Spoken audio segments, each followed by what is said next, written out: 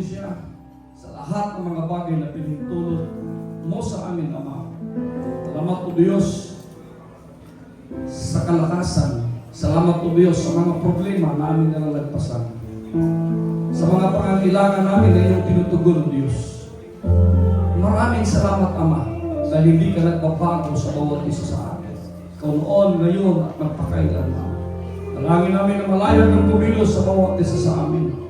Kumilos ka, Diyos, sa may mga problema, sa may mga pagsubok, sa may mga suliranin, sa may mga karamdaman, O Diyos. Higit sa lahat, Ama, tugunin mo ang lahat ng pangangailangan ng lahat ng narito sa lugar nito. As we give up all the glory, honor, thanksgiving, and praise into your powerful name, our Lord and King Jesus Christ, we pray. And everybody say Amen. Amen. Natin ang ating Panginoon. Before kayo uupo, kamayan mo ngayong katabi. This is a question. Why are you so afraid? Why? Amen.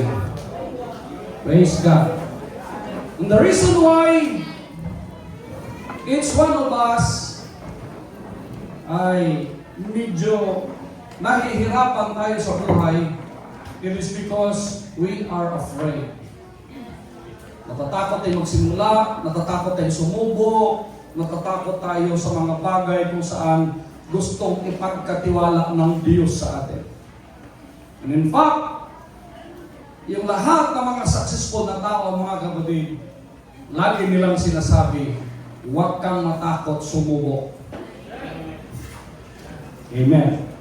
In Matthew chapter 8, verse 16, the Bible says, when the evening was come, he brought unto him many that were possessed with devils. He cast out the spirit with his word and healed all that were sick. So at that time, ang ating Panginoon, if you backtrack that scriptures, mga kapatid, mababasa natin dito na mayroong isang sundalo, mga kapatid, na nagkasakit yung kanyang anak at gusto niya na hindi na pupunta si Jesus Christ sa kanyang bahay dahil nahihiya siya papuntahin pa si Jesus Christ. Pero sabi niya, ako'y sundalo din. Mayroon din akong mga nasasakupan. Kung ano ang sasabihin mo sa akin, sasabihin ko rin doon sa aking anak. Ang sabi ng ating Panginoon, mga kapatid, wala pa akong nakita sa buong Israel na kagaya sa iyong pananampalataya. Kasi naisip niya yung authority. Diba? Kasi sundalo siya, chief of command, kapag sasabihin niya, ito yung gagawin ninyo, gagawin ng mga tauhan niya. Sabi niya, utusan mo lang ako. Bring me a word. Just say a word. At sasabihin ko sa anak ko, nagkagaling siya. Kapag sinabi mo, nagkagaling siya, sasabihin ko sa iyong anak, nagkagaling siya. So sa mga tweet, if you backtrack that, the story, mga kapatid, ay gumaling yung kanyang anak ng sundalo. And here comes, nung kumabi ng mga kapatid, can you imagine kung ano yung horror, kung ano yung tinatawag na parang thrilling, na marami pong mga demon possess, binala sa kanya. Sino nga nakakita na demon possess? Alam niyo yung taong na demon possess? Nagmanifest sa kanya yung devil. No? Normal siya na tao, pero nakakatakot. Kapag wala kang Diyos, kakabahan ka. The Bible says, they brought unto him many. Ibig sabihin, maraming napuposes. Demon possess. Tapos, and he cast out the spirit with his word. Makinig kayo mabuti. Kapag naposes ang isang tao sa demonyo, madali lang palayasin yan. Ilang beses na ako nagpalayas ng demonyo. No? Maraming beses na po. Nung nag-start ako ng evangelist, Mag-pastor ako, maraming beses na. Nakita namin kung paano kumilos ang Diyos. Doon sa Mindanao, nakwento ko na sa inyo, doon kami sa second floor, doon sa Usami City. Habang nirebuke namin mga kapatid ko, yung mga espiritista na dala-dala nila yung kanilang mga parang anting-anting. Kasi sinubukan niya kami, sabi ng isang leader nila, kung talagang totoo ang Diyos ninyo, makikita namin kung totoo yan. Pero kung totoo ang Diyos namin, matatalo kayo. Yung espiritu namin lilipat sa inyo. Batang-bata pa ako ng Brother Silon. Bagong graduate sa Bible School, fresh na fresh, parang bagong graduate ng PNA. Talagang, okay, no problem, sige. Tapos sabi niya, for Tibor, pupunta kayo doon sa bahay na neutral. Wala yung aming mga, doon, kung ano mga ani-anito nila. So, nandoon kami, they prayed. Almost 2 hours, pray. Nagsindi sila ng pula ng kandila. Tapos sabi ko sa kasama ko, kay Alan Lawagon, sabi ko, huwag kang pipikit ha. Kasi sa oras na pipikit ka, tumakbo ka na lang. Dalawa lang kami. Kasama naman yung yung driver namin, nulo yung driver. Yung driver din namin, kasama nila, espiritista din. Tapos sabi ko lagi sa kanya, tapos na po kayo. Hindi pa. Gustong, impaktong. Tingnan natin ito. Sabi ko, nakangiti lang ako. Sige, tapos na kayo, hindi pa. Mabot ng 2 oras. Lagi sa gumagano. Sabi niya sa bumulong sa siyang kasama, malakas na yung kapangyarihan. Kaya in-explain ko sa kanila yung Acts chapter 1 verse 8 na matanggap natin ang kapangyarihan matapos na matanggap natin yung banal na Espiritu. So mayroong kapangyarihan at hindi yung kapangyarihan para mag-Christian ka. Na-misinterpret kasi mga Pilipino mahilig sa mga gimat, mahilig sa mga kung ano mga iniisip. Pero lagi niyong tandaan, mayroon pong Espiritu. May Espiritu po ang Diyos. May Espiritu din yung demonyo. So dito, mababasa natin, but with His own word. His own word. Gumaling po yung mga may sakit, nakalayas yung mga mayroong sinaliban ng masamang espiritu. No? At experience ko yun. Nung natapos na yung prayer nila, yung anong tawag nito, yung orasyon, isang word lang. Hindi words yung sinabi dito. Word lang. Isang salita lang sinabi ng Panginoon. Ganon din yung pinanghawakan kong salita. Yung sabi ko, sa pangalan ni Jesus, ikaw spiritong masama, lumayas ka. Yung bahay, si Kantor, kahoy, nabalik yung si Kantor. Ito sila nabalik, boom! Nahulog silang lahat sa baba. Pati mga kandila nahulog. Sabi niya, surrender! Tinulungan namin, kinuha namin. Nangahulog Oo. Hulog. Yun ang hindi makalimutan ng kaibigan ko na in-unfriend ako.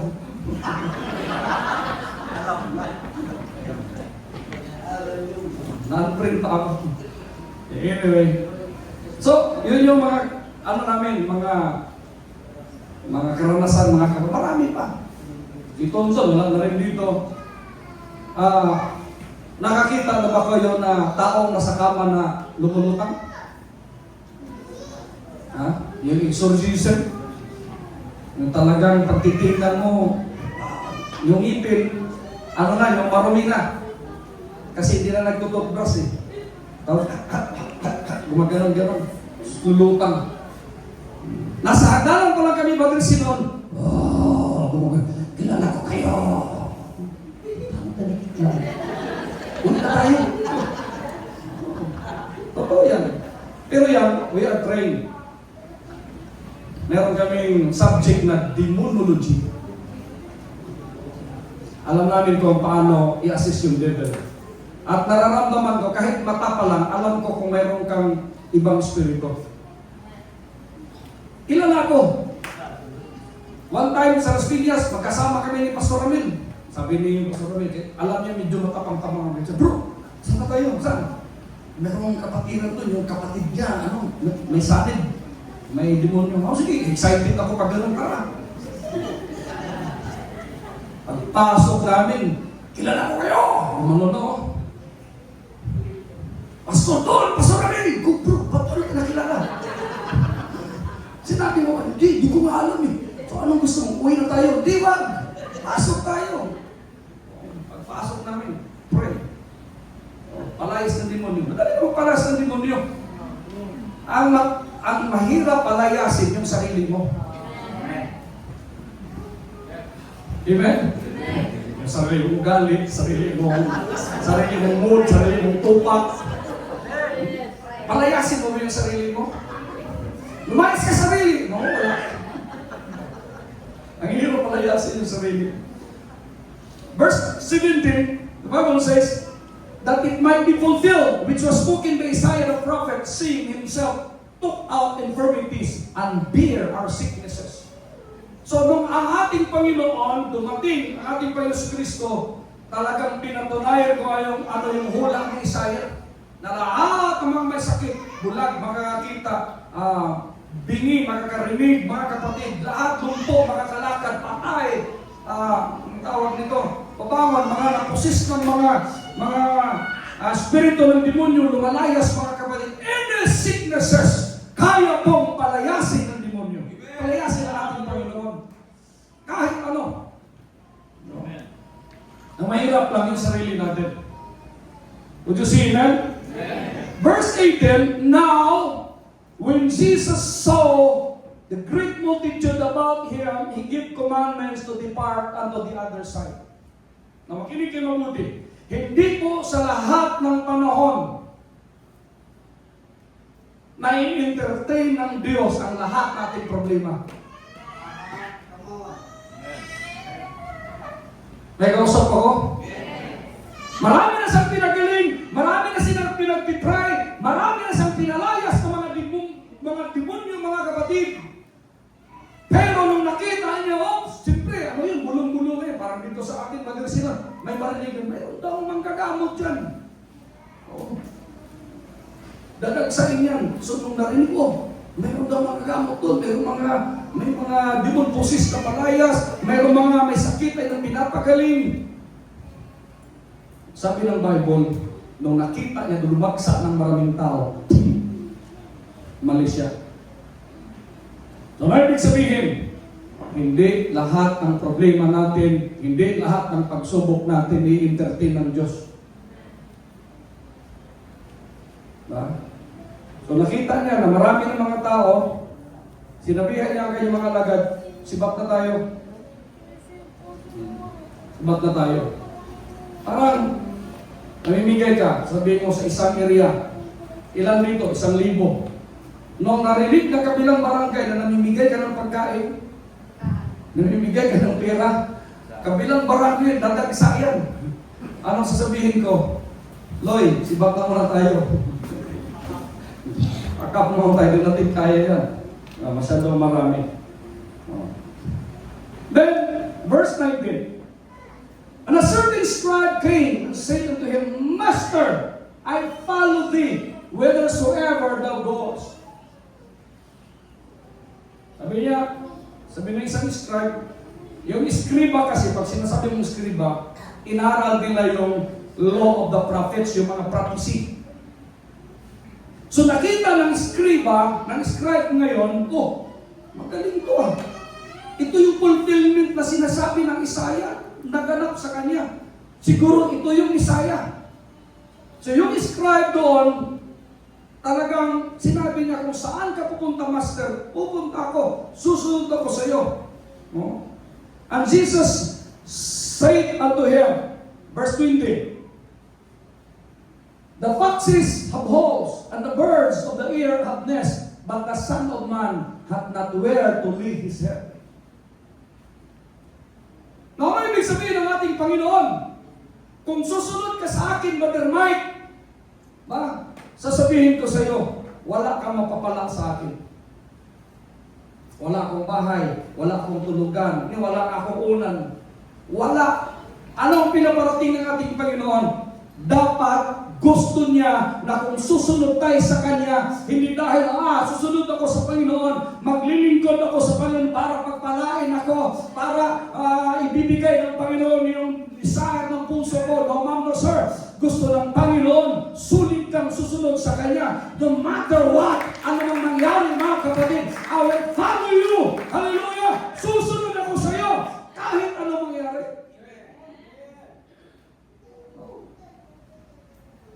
Kasi, kapag susunod ka sa Panginoon na nag-expect ka, sa puro. Susunod ka sa Panginoon na may mga extra baggage ka, you will feel. Hindi ka magtatagumpay. No? Ngayon, yung iba sa inyo, nakikita na lang na, si pastor may sasakyan, si pastor may bahay, si pastor may ganito. Ngayon yun. Pero kung maranasan niyo yung naranasan ko, mula binata ako hanggang nag-asawa ako, bakit hindi nyo kakayanin? Yung kukutyain ka, yung sisiraan ka, yung maliitin ka, yung pagtatawanan ka, diba? Pati kasama mong pastor, tatawanan ka. I-unfriend ka. Ito basta-basta. Conference yun. Diba? Hindi nyo alam kung sino yung demonyo ng mga tinatalo ko. Hindi nyo alam kung gaano kadaming kaaway spiritually ang tinatumba ko. Kaya gusto ng Panginoon, kapag susunod tayo sa Kanya, don't expect something from Him. Hallelujah. Susunod ako, Panginoon, kasi ganito. Sabi niya, susunod ka sa akin, mabuti pa nga yung fox, mayroong holes. Mabuti pa nga yung ibon, mayroong nest. Mabuti pa nga yung ibang bagay. Kesa sa akin, niwala akong matutulugan. Hallelujah. Naikausap ako. When you follow Jesus Christ, don't expect something from Him. Kasi alam niya kung ano ang pangangailangan mo. Hindi mo na kailangan sasabihin yun. Because God is able to do exceedingly abundantly above all what you ask or think. Higit pa sa hilingin mo, higit pa sa iniisip mo. Kasi when you expect something from me, kasi maglilingkod ako sa Panginoon para pagpapalain ako.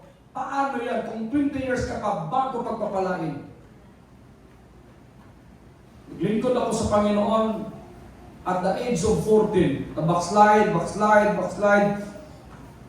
Bumalik ako sa Panginoon at the age of 19. From 90 years old, up to now, 2025, ilang years na? 48 na ako, magpo-49 na ako. Ilang years na? Mathematician. Ha? 48 minus 19. 29 years! Ikausap ako? Lahat naranasan ko.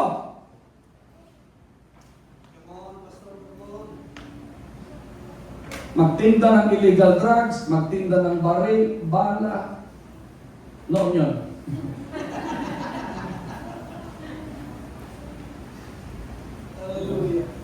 Manligaw na bakla para makapag-twist yun. Kasi si Mama, tamang-tama na ibibigay sa'yo. Twist yun. Wala kang magagawa, ito lang. Didiskarte ka ngayon. Bulanan itong mama ko eh. Kung anong ibigay sa'yo, pagkasyahin mo yun. Paano pag may girlfriend ka? Paano pag date mo nito? At dapat papasa ka. Naranasan ko magtinda ng saging, ganito. Naranasan ko nagkargador. Naranasan ko magtinda ng ice drop. drive ng pedicab. Lumalaki yung ilong mo, lalo na yung pasalo mo yung hangin. Iisip ko habang nagpapadyak ako, mag-aaral talaga ako. Ang hirap ng padyak. Oo, mga sundalo pa, galing sa sa sakayan. Si Kampo yung pupunta sa amin hindi pa simentado yun, napunta mo. Buhangin pa yun, Brother Sinon. Pagpadyak mo, gaganon yung gulong mo. Ang daming pakbag, dadala yung mga sundalo. Tatayo ka na, tatayo ka. Tapos ang bayad ng dos.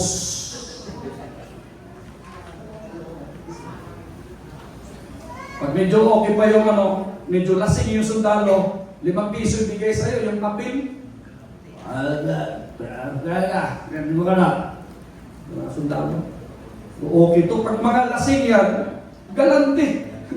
Galante. 5 piso. Wow, ayos. Pahinga-pahinga ka na yan. Yung mga pagkain nila, 25 centimos noon, busog ka na. Puto na yun, yung puto. Puto na yun. Puto ko sinta yung pot-pot. Tinatawag na yung pot-pot kasi pag naglalako yung may ganito, yung parang nakikita, yung parang aho ngayon. Puto. Kasi meron silang pang serbaho, pot. Ganun yan. So when you follow Jesus Christ, don't expect something from Him. Because He knows what best for you. Alam niya. Verse 21. And another of His disciples said unto Him, Lord, suffer me first to go and worry my Father. Parang, kung titingnan mo sa panahon natin ngayon, very human. Bakit? Ililibing yung kanyang magulang Ililibing yung kanyang ama. Di ba? Masyadong, kumaga, sentimental. Namatayan Ha? Sino ba sa panahon natin ngayon? Kung halimbawa ako, sasabihin ko, hayaan mo muna, ilibing nila yan. Kung gusto mong sumunod ka sa akin. Sa ngayon, sa panahon natin ngayon, wala, mababas ka. Naikosap ko. Pero ano ibig sabihin ng Panginoon? When you follow Him, when you obey Him, kahit anumang sitwasyon, kahit napakabigat, emosyonal ka masyado, hindi mo dapat titingnan yan. Amen? Kasi kapag susunod ka sa Kanya, no matter what, your mind is filled up, your heart is fixed up, you will obey, no matter what. Ano sabi niya? Verse 23. But Jesus said unto him, follow me and let the dead bury their dead. Wow! Ano sabihin ng Panginoon? Minsan kasi tayo, naglilingkod tayo sa Panginoon, masyado tayo nakadepende sa emosyon natin. Kaya alam niyo ba, anong nakakatulong sa akin? Nakakatulong sa akin kasi hindi ako emosyonal na tao. Kunting kibot lang, iyak na. Kunting kibot lang, gagalit na. Ako tinatansya ko yun. Sige. Halimbawa, gumagawa ka ng istorya. Pag-aralan kita matagal, ito pala yung weakness mo. Huwag kita susugurin. Pag-aralan mo na kita. At hindi ko nasasabihin yung mga sikreto kasi naka-video tayo.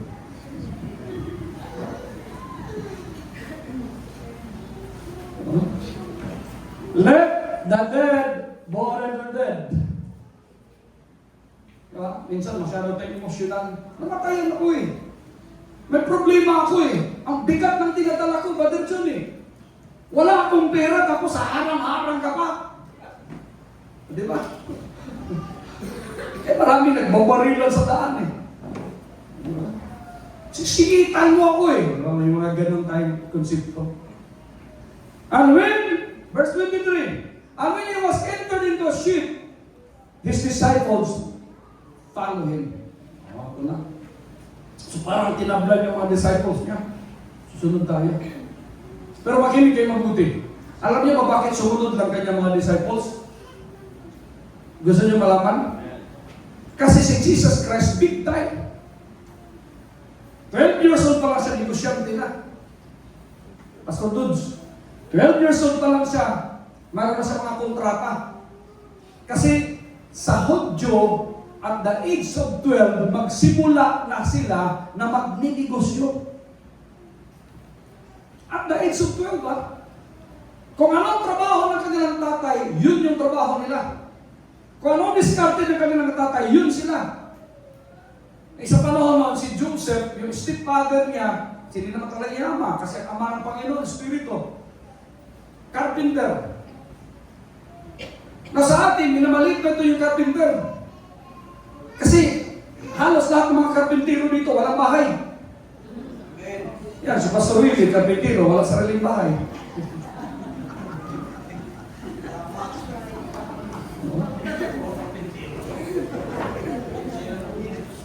Buti si Dodge, hindi karpintero, kontraktor. Bahay. Sa Pilipinas kasi gano'n eh. Gano'n sa Pilipinas. Pero si Joseph, kontraktor yon. Baka siya gumagawa ng mga building, baka siya gumagawa ng mga kung anong pinapagawa sa templo, kung ano yung mga lahat po ng mga design, kilalang kilala si Joseph. Kasi si Joseph kasi lineage ni David. Ang dahilan lang kung bakit si Joseph talaga ang magpakasal kay Mary. Si Mary kasi ang lahi ni Mary, sorry sa word, mga pukpuk. Lineage ni Mary, na mama ni Jesus Christ, ay lineage ni Rahab. Si Rahab yung prostitute na nandoon sa Jericho, na nagtago ng dalawang spy. At ang sabi ng dalawang spy, maglaglag ka ng tila, na violet. Kasi kapag nakita namin yan, yun lang yung hindi lulusubin, yun lang yung hindi masisira. So sa makatuwid, yung lahi ni Rahab, nananatili yun. Rahab, Ruth, hanggang lineage yun sila ni Mary. Kaya tinawag si Mary na blessed among women kasi ang daming nagngangalang Mary. Pero nag-iisang Mary na doon ipinagbubuntis si Jesus. Kaya tinawag siya blessed among women. Sa lahat na nagngangalang Mary,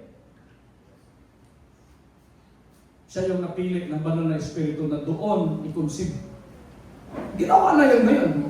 Yung mga, anong tawag dito? Yung surrogate, yung i-inject yung sperm doon sa babae, o kaya egg cell at sa sperm cell, yung anak ni kambal ni Corina Sanchez sa kanilang uhas. Ang nagbubuntis ng ibang tao. Pero sperm at saka egg cell nila. Si Joel Cruz. Yung 8 anak niya. 8. Ilan yung kambal niya? 3, 4. May mga kambal sa pare-pareho. Tatlong kambal niya. Puro foreigner ang nagbubuntis doon. Russian. So, ibig sabihin, sa panahon natin ngayon, kaya. Minsan, hindi naisip ng mga relihiyon na hindi pala imposible, mga kapatid, na ang Panginoon kaya din gawin ang lahat ng mga bagay. Would you see, amen? So, sabi dito, when the disciples followed Him, sumunod yung mga disciples. Bakit? Kasi bawat isa sa kanila, meron silang allowance, Brother John. Kasi nagsimula si Jesus Christ ng ministry, 30 years old sila, 30 years old si Jesus Christ, may pundo na. Ba? Kaya ninyo magpasunod ng tao. Sumunod ka sa akin, nasundo ka. Sumunod ka sa akin, may allowance ka. Kasi may pamilya yung mga disciples niya. May kausap ako. Kaya nga, manalangin tayo kasi ang ministry po expensive. Expensive ang ministry. Marami kang susuportaan. Di ba? Verse 24.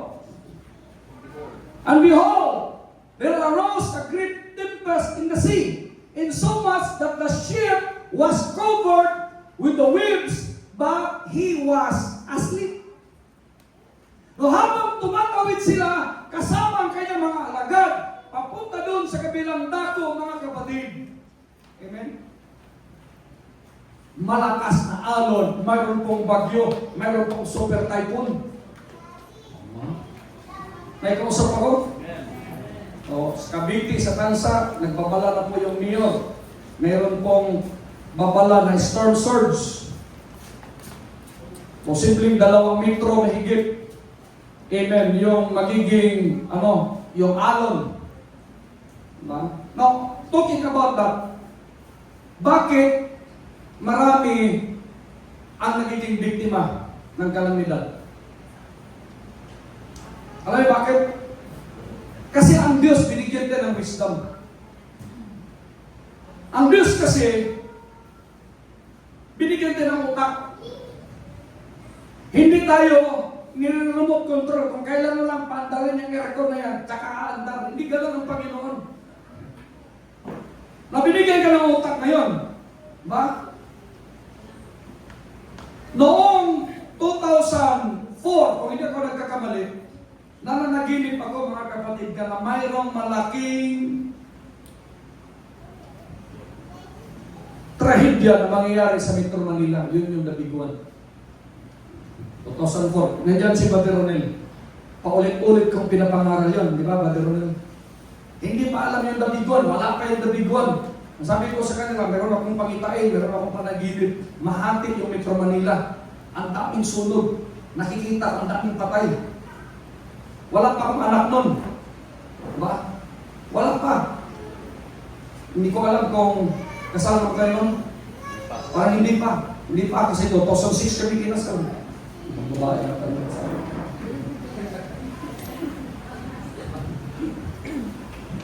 2004 ka, Brother Rodel, di ba?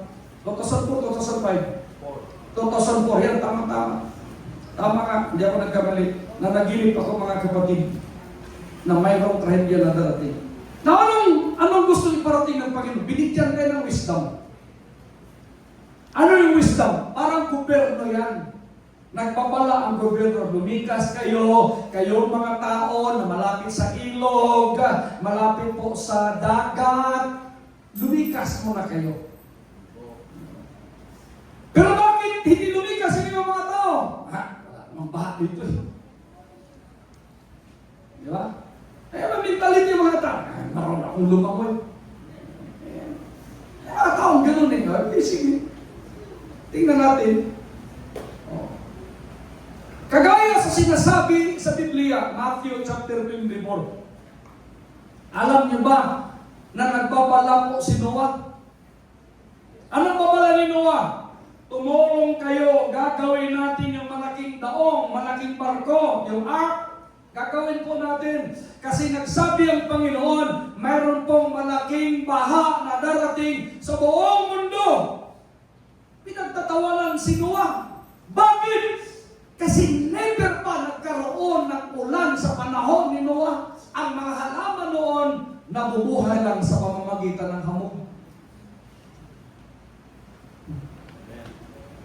Kapag wala pa, paano ka maniniwala? Kagaya lang inamawa ni Brother Junjun kanina eh. To see is to believe. Kaya ng pala, galing yung mga ganun-ganun mo. Parang ginawa ko na yun noon. May bitalahin tapos. Pero pag hindi mo alam yun, galing ano. Ngayon, kukunin niyo yung number ni Brother John. Brother John, pag birthday ko, mag-magic ka. Additional income yun. Mindset ba? Hindi ka lang chef, diba? Isa ka pang magician. So, ang tao, binigyan po ng wisdom ng Diyos. Binigyan po ng knowledge ng Diyos. Parang ganito, alam mo na, o ulan-ulan. O umalis ka ng bahay, papunta ng trabaho, hindi ka nagdala ng payong. May kausap ako? Pag uwi mo, basang-basa ka, nabasa yung likod mo, nabasa ka, pinuubo-ubo ka ngayon. Walang hiyang din mga minuto. Kakasakit ako, wala pa akong pera. Ano lang yan, demonyo to? Review ka ngayon sa demonyo. Diba? Pilit ko na sa inyo. Yung demonyo, pakuya-kuya yung demonyo. Pag-review ko sa pangalan ni Jesus, demonyo, lumayas ka! Layas yung demonyo. Gulong ang demonyo. Pagdating ng demonyo sa baba, pambira. Wala akong kinalaman nun ah. Nadamay ako. Nadamay ako ah. Ano nangyari yun? Bakit? Kasalanan mo eh. Alam mo pa, umuulan-ulan eh. Di ba? Yung cellphone natin ngayon nagsasabi na very cloudy, 80% uulan. O alam mo na yun eh. Ngayon nga, high-tech na masyado eh. Noon, radyo. Ganun-ganun pa. Mayroon pong nagbabadya ayon sa pag-asa. Mawala-wala pa. Pira to. Nilipat mo pa yung radyo. Sino nakaranas na gano'n? Bibilan mo pa yung battery sa mainit. Oo, balita na. Kukunin mo ngayon. Ibirigi. Ihahanap mo ngayon ng antina ngayon. O ayon sa pag-asa. Mayroon pong nagbabadya. Bagyo. Ay, mabagyo. Yun lang yung report noon. Ngayon, cellphone na. Kaso nga lang, hindi ka tingin ng mga ano. Ngayon, paalis ka. Ba? Yung driver ng bus, wala din ka alam, may landslide pala. Umakyat ka ngayon sa Baguio ngayon, biglang nag-landslide yung ano, kinunod. Gumulong ka, tabunan ka ng mga bato. Bakit kaya, Panginoon, bakit mo ginawa sa akin ito? Sabi ng Panginoon, nagbabala na ako, hindi ka nanunod ng balita. Patay ka ngayon. Kaya dapat, we will be informed. Kasalanan mo na yun. Bakit? May balita na sa TV, sa radio, sa FM, sa Facebook, mayroon. Sa YouTube, mayroon. Ano bang gusto mo? Twitter, mayroon. Instagram, mayroon. Grabe, kung hindi ka pa ma-inform yan, iwan ko na lang. Kung sabihin, Pastor, wala akong cellphone, bibilan pa kita ng cellphone. Para ma-inform ka lang. Sino walang cellphone? Sino? Bumili ka. Galing ko siya eh. Umama kaya ako eh. Siya lang nagtaas eh. Wala talaga cellphone eh. Gusto mo ng cellphone?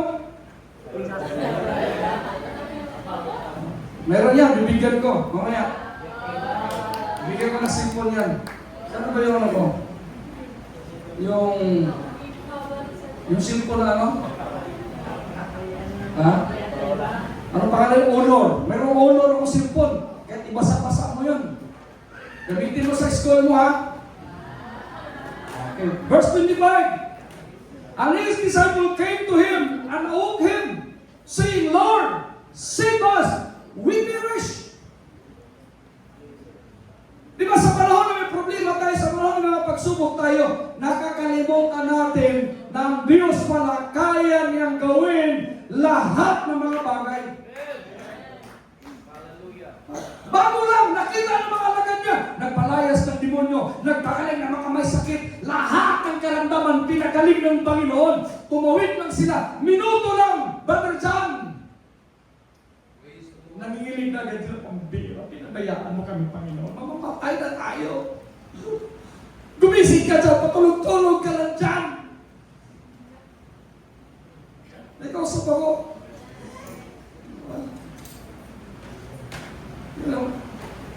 Buong buhay ko, yung hindi ko makalimutan na crusade, yung kasama namin si Pastor Joshua Munja. I-pray ako ganyan. Pray! Ako yung speaker eh, evangelist. Tingin na kapatid, lumapit na lahat na may mga karamdaman, lahat na may mga sakit, ang Diyos magbibigay ng milagro. Ganun din si Pastor Joshua. Sino nakilala kay Pastor Joshua? Munja, ganun si Pastor Joshua. Kita niya yung nakakratsis. Kita niya nakakratsis. Kinuha niya yung kratsis. Pinalo niya doon sa istig. Bali yung tungkod. Sabi, umiyak yung biglang umiyak. Sabi mo Suso, pasalamat ka Brad. Pinagaling ka ng Panginoon. Umiyak na ka, Pastor. Bakit ka umiyak? Pinagaling ka na. Hindi ako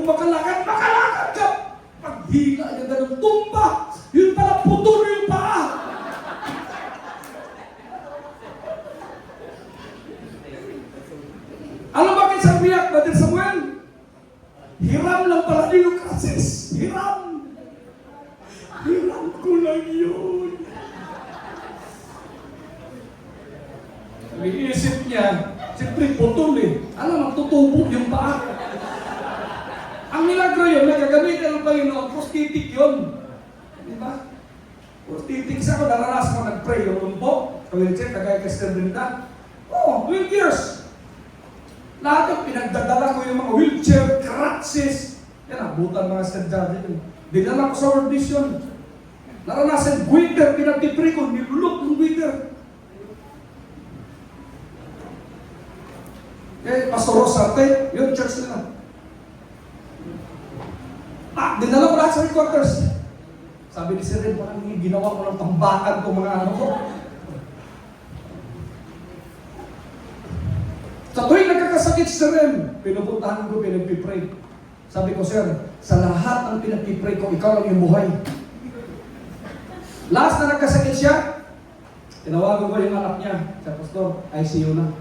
Wala na. Hindi na to. Lahat pag nagkakasakit siya rin, ako pupunta. Pinagpipray ko. Sabi niya, ayus-ayusin mo yung prayer mo doon. Kilala kita, lahat ng pinagpipray mo namamatay. Sabi ko, kakaiba ka. Marami pa kong pakinabang sa'yo, mabubuhay ka pa. Buhay yun, ilang taon yun. Buhay si Sir Ed. Last na lang, hindi na ako nakapunta. Tinawagan ko si Nikki, yung anak ko. Sabi niya, nasa ICU. Wala. Kinabukasan, tawag sa akin ulit. Wala na. Minsan, ang Diyos natin, akala natin, hindi tayo pinapansin. Akala natin, minsan, parang natutulog ang Diyos. Kanta ni Gary V. No? Natutulog ba ang Diyos? Natutulog ba? Sikapin mo. Ano sabi niya? Sikapin mo. Diyos. Di ba? Ganon? Minsan masyado tayong emosyonal. Natutulog kaya ang Diyos? Nandiyan kaya ang Diyos? Parang wala. Panginoon, saan ka na? Gumising ka. Pero alam mo ba, bakit gusto ng Diyos na minsan hindi kanya pinapansin, Brother John? Kasi gusto niyang matuto ka. Gusto niyang mananalig ka. Gusto niyang magtitiwala ka sa Kanya. Kasi pinakita na niya, dinidemonstrate na niya eh. Demonyo, lumayas ka. May sakit pa, lumpo pa. Thank you, Lord. Kami nun, Bible school kami. Report kami sa aming teacher. Sir, marami po kaming napapalakad, mga bingi, lumakad, lumpo, nakakarinig. Ha? Pambira ka, lumayas ka rito! Galit yung teacher namin. Report kami eh. Sipin mo naman. Pinapalakad namin yung mga ano? Bingi, lakad. Mga bulag, nakakapagsalita. Sipin mo yun. Kasi excited yung teacher na, may milagro. Grabe sir. Walang iyak kami doon. Pero ang Diyos totoo. Pininiwala kayo. Minsan alam niyo ang Panginoon joker. Joker ang Panginoon. Hindi seryoso.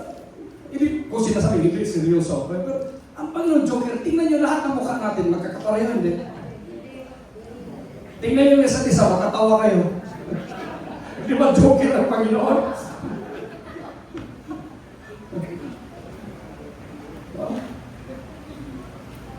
Joker ang Panginoon. At tingnan niyo, bakit kaya ang buhok tumutubo? Kuko tumutubo? Pero bakit ang ngipin hindi na tumutubo? Di ba? Pag natanggal ang ngipin, permanent hindi tumutubo. Oh. Nalala ko tuloy yung mama ni ano ito. Oh, ako kasi matindi ako eh. Pag pupunta kami sa mama niya, si Nanay Bina, agad pupunta, kusina niya. Kusina. Si Basie yung lula ko. Usap-usap nila. Kusina, kuha agad ako ng ano. Yung nido. medyo madilim-dilim. Madilim-dilim.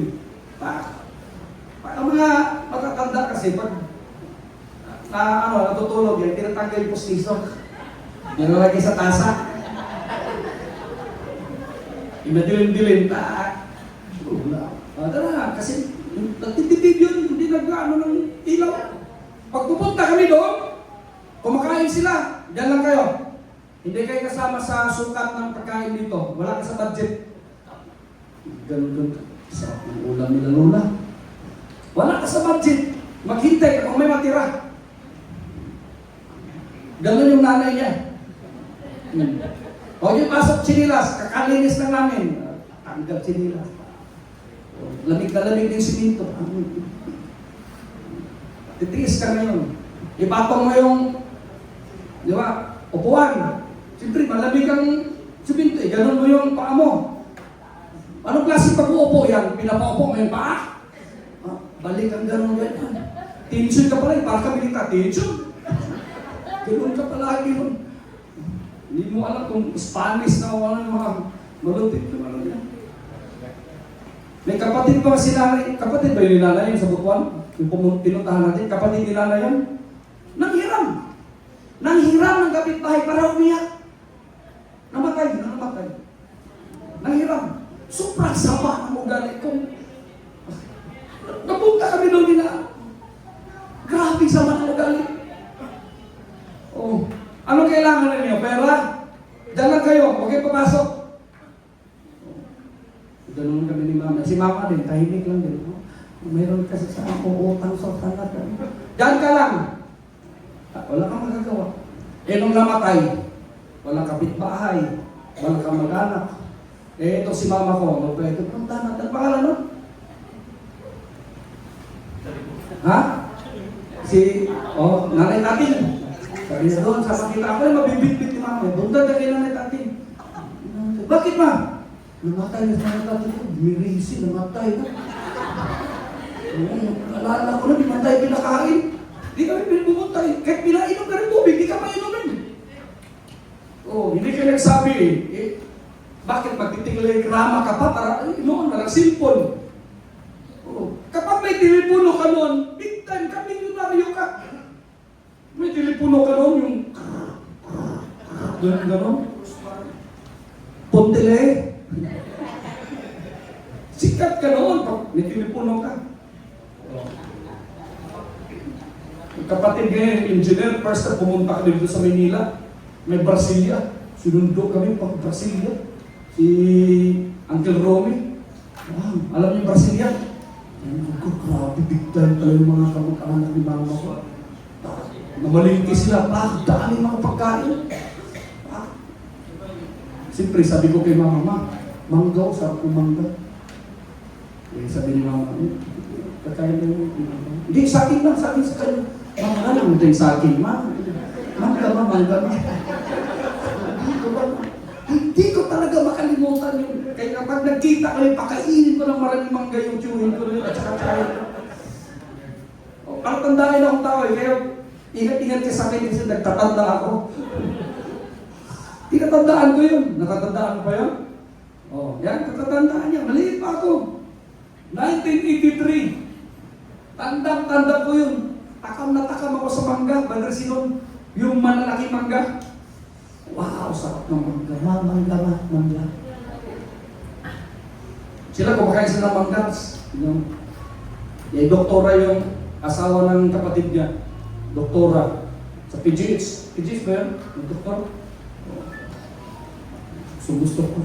Yung saging ba na yung latundan? Sabi mo, dami natin saging na. Sa likod bahay natin, saging. Dito saging pa rin na. Mangga, gusto ko na mangga.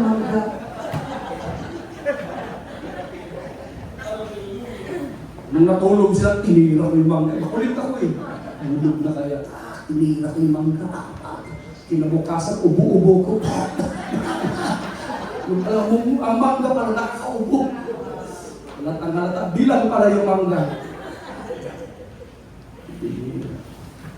Tapos nalakad, hindi ko sinasama. Hindi ko sinasama. Kulit ako. Pinupokpok ko yung tabla, nilagyan ko ng pako.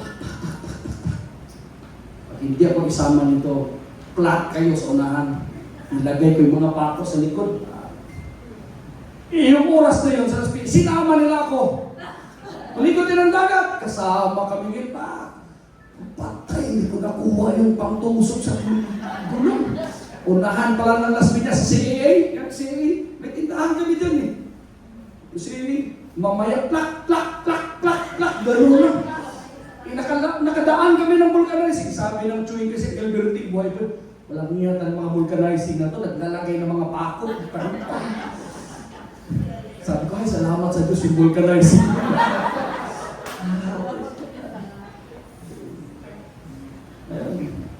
Tanggal ng gulong ni Chewin ko. Ligo kami dito, Tansa. Dito, Tansa. O, galing kami ng Las Piñas. Ligo kami, Cavite. Ang ganda ba yan eh. Bumalik na ako, nang malaki na ako.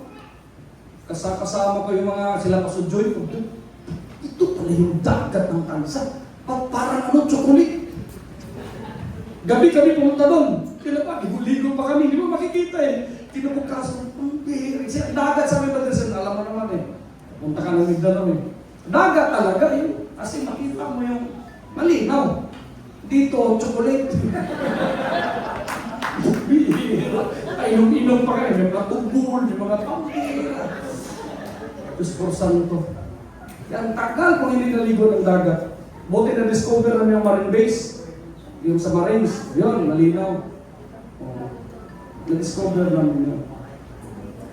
May mga panahon sa buhay natin that we thought that our God, hindi po napapansin yung mga pangangailangan natin. Diba? Lord, save us, we perish. Panginoon, saan ka na ba? Tulungan mo kami, mamamatay na kami. Verse 26. And he said unto them, why are you fearful, O ye little faith? Bakit? Kasi nakala ng Panginoon, Pastor Dubs, natuto ng kanyang mga alagad.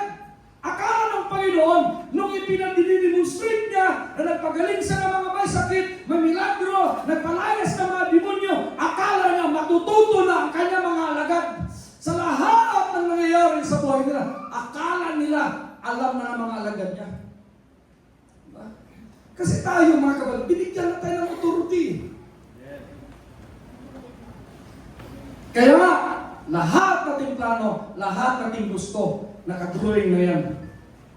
Lahat, sabi ng Panginoon, hindi ko kayo sasaktan. May plano ako sa buhay ninyo.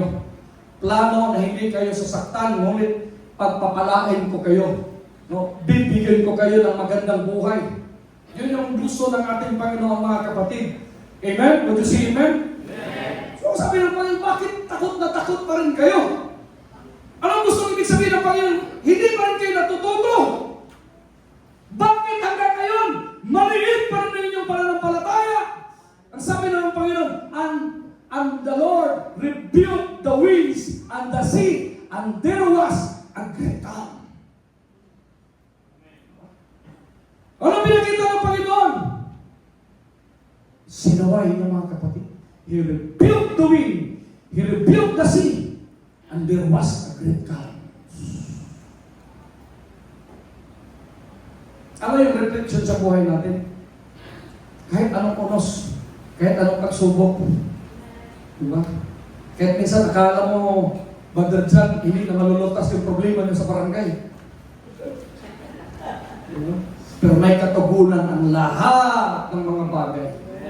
Hindi po natutulog ang Diyos. Gusto lang ng Diyos na matuto tayo sa lahat ng sitwasyon sa buhay po natin. Binigyan tayo ng Diyos ng wisdom. Binigyan tayo ng Diyos ng knowledge, mga kapatid. Dapat gamitin natin ito. Would you say amen? So lahat ng problema, lahat ng mga pagsubok, lahat ng sitwasyon sa buhay po natin, kaya pong patigilin ng Diyos, kaya pong sawayin ng ating Panginoon. Marunong lang tayong tumawag sa Kanya. Marunong lang tayong mananampalataya sa Kanya. Marunong lang tayong magbigay ng papuri at pagsamba sa Kanya, mga kapatid. Walang imposible. lahat kayang pakalmahin ng ating Panginoon. Yun yung kagandahan kapag may Diyos po tayo. Hindi dahil may relihiyon tayo. Walang pong pakialam ang Diyos kung anong relihiyon natin. Alam mo yung gusto ng Panginoon? Matuto kang manalig sa Kanya. Matuto kang magtiwala sa Kanya. Ano sabi? Last verse. But the man marveled, saying, what manner of man is this, that even the winds and the sea obey Him. Kinig kayo mabuti. Si Jesus Christ, nung nandito sa lupa, He is pure human. Ano lang ang Diyos sa Kanya? Yun yung nananahan sa Kanya. Kinig kayo mabuti ha, before we will end this message. Sa panahon natin ngayon, kagaya tayo ni Jesus Christ. Sino ang nandito sa atin? Si Jesus Christ. Kaya ang sabi niya, ako ang Panginoon. Jesus Christ is the same yesterday, today, and forever. Kung ano ang nagawa ni Jesus Christ noon, sa panahon natin ngayon, Batilson, kaya niyang gawin ang lahat ng mga bagay, milagro, pagsupply sa mga kailangan mo, pagtugon sa design ng puso mo, pagpagaling ng karamdaman mo, pagbigay ng milagro sa buhay mo, anything na He can do it for you, dahil hindi siya nagtrabaho. Sabi niya, anong klaseng tao ito? Sa panahon natin ngayon, amen, tao tayo, pero nandito si Kristo sa buhay natin. Kaya nga sabi ni Paul, Philippians 1:21, ano sabi ni Paul? I can do all things through Christ who gives me strength. 4:13. Sorry. 1:21 pa tayo pala yun. Philippians 4:13. We can do all things through Christ. Would you see it? Ano ibig sabihin? Kung wala si Kristo, wala tayong magagawa. Pero nandyan si Kristo sa buhay natin, mga kapatid. Kaya nga, hindi necessary, mga kapatid, ka na magbago ka ng reliyon. Ano gagawin mo? Iwanan mo yung reliyon, sundin mo si Jesus Christ. Kung ano ang sinasabi ni Jesus Christ, yun ang sundin mo. Hindi yung tradisyon, hindi yung reliyon. Eh kung maglingkod ka sa Panginoon dahil sa relihiyon, hindi ka magbabago. Hindi mo masusunod kung ano yung gusto ng Panginoon. Would you see, amen? But that's why, kanina sinabi ng Panginoon, why are you so afraid? But today, amen, darating may yung super typhoon, darating may yung the big one, hindi po tayo natatakot, mga kapatid. Why? Dahil nandito ang ating Panginoon. Don't be afraid. Yun yung sinasabi ng Panginoon.